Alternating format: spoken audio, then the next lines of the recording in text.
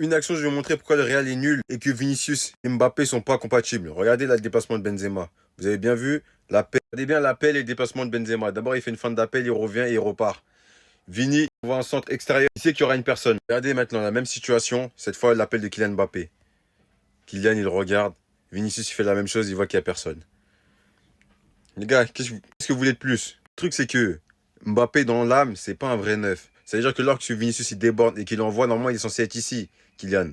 Mais Kylian, il n'est pas là. Parce que dans l'âme, c'est pas un neuf. Et ce qui manque au Real, et à Vini, c'est un vrai neuf, les gars. Un vrai neuf. Je pense sérieusement que pour Vini, je parle pas pour le Real, pour Vini, ça aurait été meilleur même d'avoir un Vlahovic plutôt qu'un. Ou même un Gonzalo Ramos plutôt qu'un Mbappé pour lui, pour Vini. Parce que son style de jeu, il a besoin d'un neuf. Qui occupe l'espace, la surface, qui vient pas le gêner. Mais le profil de Kylian Mbappé et Vini, ils sont pas compatibles.